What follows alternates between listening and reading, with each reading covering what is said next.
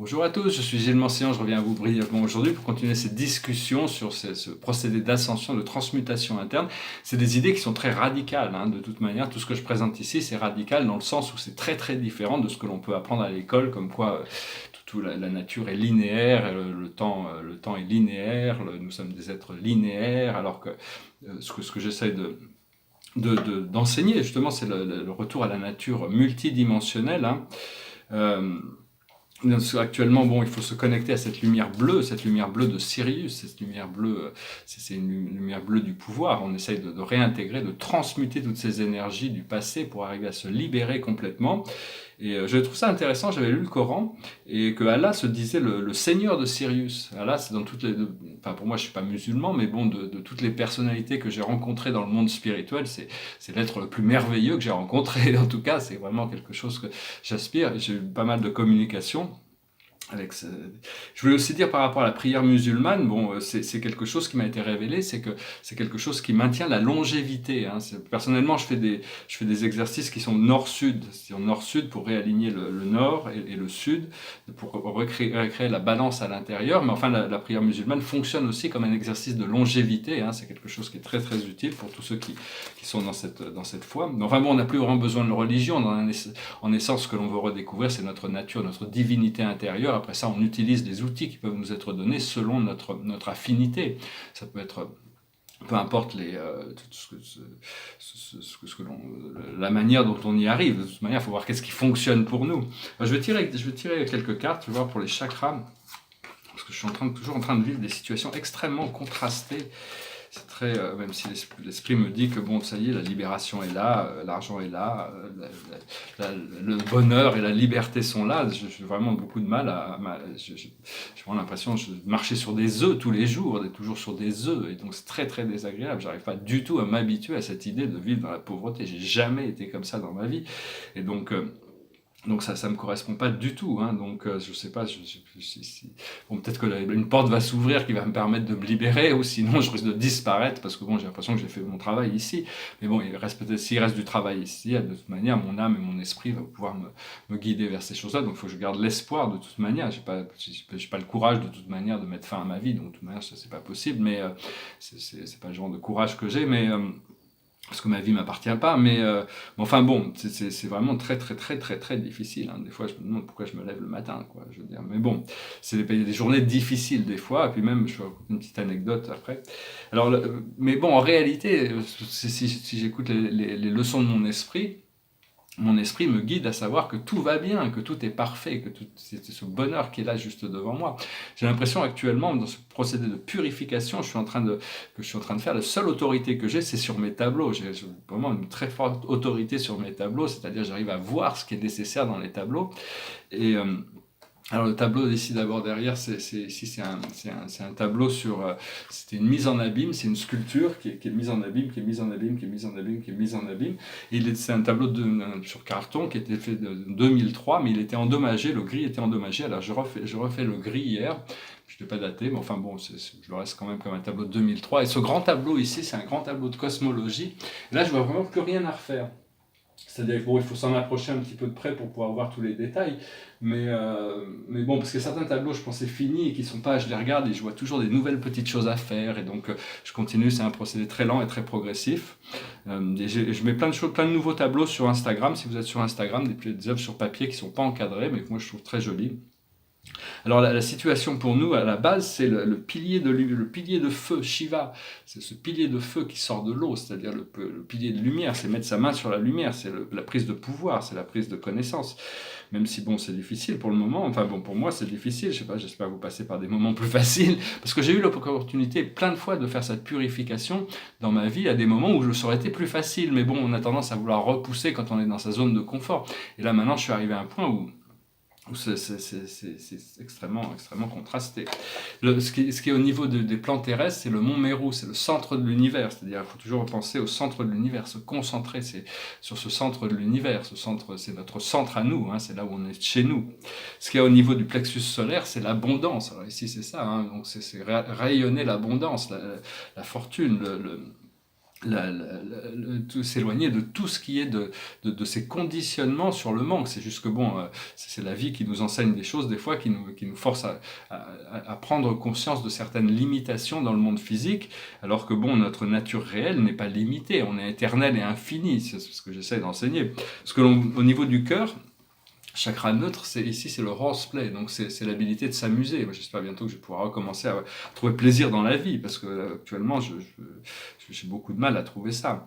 Ma vie est tellement répétitive, je suis tellement isolé dans mon coin ici que je n'ai pas l'impression d'avoir une fonction utile. Donc je me demande qu'est-ce que je fais là. Si j'ai pas de fonction utile, j'ai pas vraiment besoin d'être là. Je préfère être là-haut, retourner chez moi, d'où je viens, avec mes amis, ma famille. Spirituel. Ce que l'on communique au niveau du chakra de la communication, le 5e chakra, c'est le burning bush. Ici, ça s'appelle le burning bush, le lineage tree. Donc, c'est vraiment c'est une révélation, l'illumination. Hein. Donc, il y a quand même cette illumination. Moi, je sais que je suis un être éternel, immortel, infini. Mais c'est juste que bon, c'est mes conditions terrestres qui me posent des problèmes. Sinon, tout le reste va très très bien. Et donc, continuer à communiquer cette sagesse. Je pense qu'avoir fait ces vidéos, de toute manière, d'avoir créé toutes ces vidéos sont utiles. Donc bon, c'est pas, même si bon, des fois j'expose des parties un peu de moi-même qui sont pas forcément de la plus haute,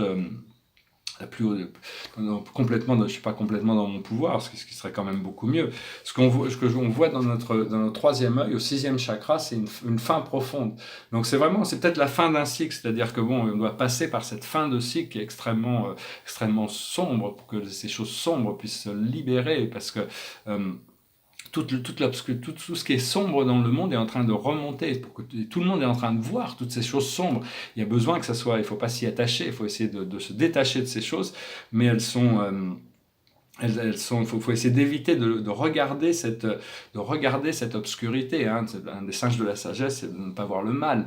Et donc c'est arriver à essayer de retourner sur le fait de pouvoir voir que le bien. Mais l'obscurité, toutes ces choses négatives du monde terrestre sont en train de remonter et on les voit partout. Le peuple, on arrive à voir toutes ces choses. Maintenant, on commence à voir.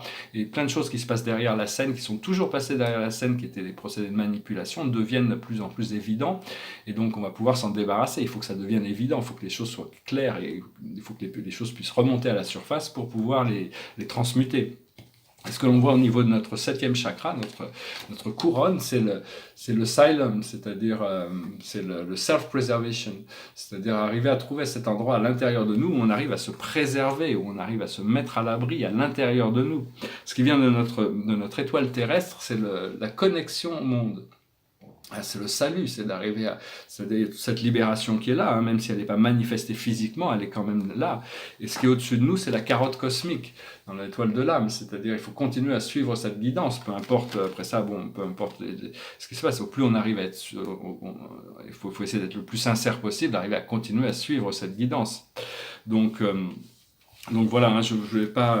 je m'excuse, des fois je partage un petit peu mes états d'âme, mais enfin bon, ça fait partie de l'expérience terrestre, c'est-à-dire qu'en tant qu'on est venu ici en service, on a accepté du fait qu'on devait rentrer dans une matrice qui était extrêmement polarisée, et donc on doit subir un peu les conséquences de l'énergie collective, hein. Personnellement, ma vision me guide à savoir que je vais pouvoir retourner à mon premier métier, qui était galeriste et marchand d'art. Avant d'être artiste, j'étais marchand d'art, et j'adore ce métier, c'est un métier que j'adore.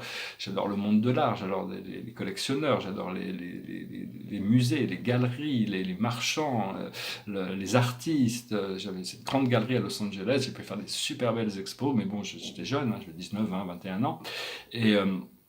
j'espère pouvoir y revenir de toute manière. Hein.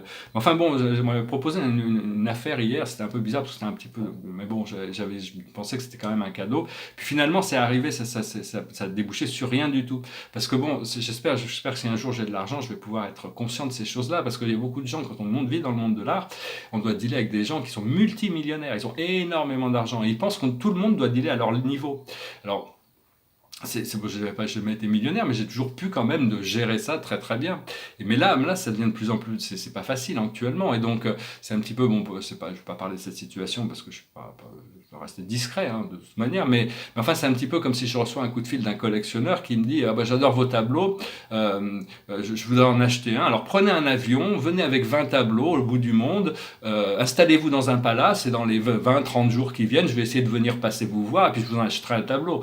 Excusez disait, moi, je peux pas vraiment faire ça. Bah, si vous pouvez pas faire ça, appelez-moi quand vous pouvez le faire. Hein. Bye bye. Ouais, c'est un peu humiliant, quoi. C'est ma faute aussi peut-être de pas pouvoir faire ces choses-là, de pas pouvoir être. Mais enfin bon, je considère que la création de mes tableaux fait que bon, de toute manière, j'ai un certain niveau de succès de toute manière. Et donc, même si c'est quelque chose que je laisserai derrière moi, c'est pas on verra de toute manière. Je veux dire aussi, il y a plein de nouvelles technologies qui arrivent, qui veulent se développer de petit à petit, des nouvelles technologies qui vont se développer, qui vont permettre de nous libérer de toutes ces technologies négatives. C'était l'électronique qui nous enferme un petit peu, bien que bon, on a besoin de l'électronique encore. Mais on doit passer au photonique. J'ai toujours été depuis très très longtemps, depuis les années 80, début des années 90, je suis déjà branché j'ai des carnets de notes tout entiers pour développer des technologies photoniques. Mais bon, j'ai pas eu les ressources et les connexions nécessaires pour amener ces technologies. Donc je sais pas si Dieu me prête vie, je vais continuer, je vais peut-être pouvoir développer ces projets. Et donc, donc voilà, hein, il faut aussi continuer à continuer à faire de la méditation. De toute manière, la méditation, c'est juste fermer nos yeux et te tourner vers l'intérieur et essayer d'inclure des petits moments de détente comme ça dans toute notre journée. Il faut arriver à trouver la méditation qui nous correspond, que ce soit des méditations créatives avec une intention de faire quelque chose, de se projeter dans une dimension supérieure, ou des dimensions juste se concentrer sur la respiration, ouvrir notre œil de l'esprit pour recevoir. Et donc, quoi qu'il en soit, de toute manière, le cadeau de ma voie spirituelle, c'est un plus beau cadeau que j'aurais pu recevoir, de toute manière. Je sais que bon, ça fait quand même 30 ans que je suis dans cette voie et que je suis béni par des informations, une connaissance de ma nature éternelle qui n'a pas de prix, qui est au-delà de toutes les manifestations terrestres. Hein. Je suis pas envieux de qui que ce soit ou de quoi que ce soit. C'est juste que bon, des fois, c'est un peu délicat de devoir gérer des situations, alors que bon, mais en fin de compte, c'est moi qui est pas encore, qui c'est pas encore dans mon pouvoir, et donc je dois reconnaître ma limitation à ce niveau-là, et donc j'espère pouvoir bientôt m'en libérer. Dieu me dit que ça va être bientôt fait. Je vais pouvoir être un peu sur un pied d'égalité avec tous ces autres gens dans le monde terrestre, dans le monde physique, plutôt que d'être handicapé, hein, disons. Bon voilà, je voulais pas me plaindre encore, parce que Ashtar dit toujours, j'ai un ami qui s'appelle Ashtar, c'est un commandeur commandeur céleste, il arrête pas de dire, bon, les humains, ils passent leur temps à se plaindre. Mais c'est vrai, mais pourquoi on se plaint? C'est parce que bon, on vit dans un monde qui est extrêmement limité, et avec extrêmement de limitations. Là-haut, ils sont en dehors du temps, en dehors de la matière, et donc c'est facile de dire qu'on n'a pas besoin de rien quand on est dans une dimension céleste, qu'on n'a pas besoin de rien, on a besoin de l'amour et d'être dans le présent éternel. Mais c'est beaucoup plus facile quand on est dans une dimension ascensionnée que quand on doit gérer de ce côté physique et toutes ces mémoires cellulaires. Parce que ouais, personnellement, je suis pas en train de passer par ce processus de purification, mais la pression mentale, physique, émotionnelle, financière, toutes ces choses-là me repoussent c'est ma nature de poisson aussi, mon hypersensibilité me repousse à retourner dans des autres cycles. Des fois, j'ai besoin d'un café, de fumer un cigare pour me relaxer. Ça retarde encore tout mon procédé, ça me renvoie en arrière. Quand déjà, j'ai la conscience de savoir que j'ai quand même un peu avancé, parce que dans le passé, je serais retombé dans l'alcool ou la drogue ou des choses comme ça. Donc pour essayer de me calmer, alors que maintenant, bon, ça y est, j'ai réussi à passer par là, mais rien que le fait de boire un café me fait penser que je suis minable, que je suis médiocre, et que je suis vraiment en dessous de tout, que je suis incapable de gérer ma situation. Donc c'est un peu délicat, parce que tout ce jugement qui arrive. Donc il faut essayer d'éviter de se juger, hein, puis essayer de se libérer le plus possible. Donc voilà, hein. Donc, je vais finir avec une chanson. C'est une vidéo un peu, j'espère, je crois que je vais quand même la mettre en ligne, hein, même si elle est un peu contrastée, disons. Mais enfin bon, on est tous en train de passer par des moments difficiles, je pense, pour tous ceux qui cherchent cette ascension. On est en train de passer par les côtés les plus sombres de l'ascension. Il faut savoir que la nuit, elle est toujours la plus sombre, juste avant que la lumière arrive. Donc il faut continuer à s'accrocher de toute manière, et savoir que bon, la libération doit être juste là, de toute manière, elle est toujours présente. Parce que pour moi, ça fait 10 ans qu'on me dit, bah, c'est juste là, c'est juste là. Donc au bout de 10 ans, ouais, bon, bah, très bien, c'est juste là, bon, mais très bien, on va continuer comme ça, mais on arrête d'attendre les choses, parce que de toute manière, on sait très bien que bon, s'il arrive quelque chose, ça sera vraiment un miracle, hein, de toute manière. Donc voilà, hein, donc finir avec une chanson, c'est une chanson que j'aimais chanter, je vais essayer de la chanter, c'est une chanson, je sais plus, de King Ben King, Jerry Lebner et Mike Stoller. It goes like this. When the night has come, and the land is dark, and the moon is the only light you'll see. No, I won't be afraid, No, I won't be afraid, just as long as you stand by me. Oh, darling, darling, stand by me.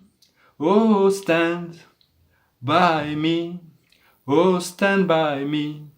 Stand by me.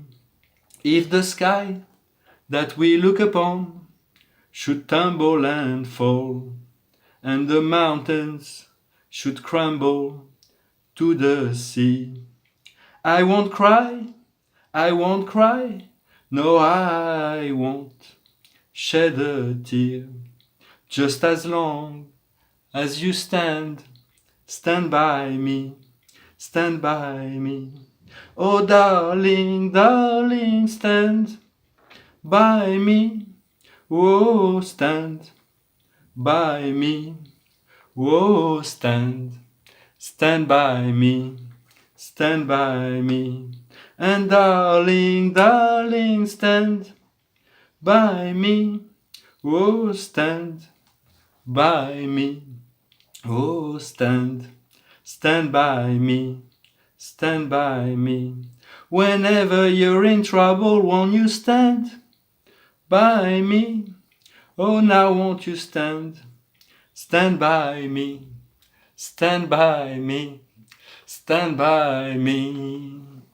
Voilà, je vous remercie d'avoir vu cette vidéo. De toute manière, peut-être que je vais bientôt pouvoir faire des vidéos où je pourrai être complètement dans ma joie de vivre, dans mon bonheur de cette libération. Je sens que c'est pas très loin, c'est juste, j'ai besoin de m'accrocher encore un petit peu, parce que sinon je risque je sais pas, enfin bon, on verra bien de toute manière, qui vivra verra, on a toujours c'est ça. Je vous remercie pour tout, je vous souhaite une excellente journée, namasté.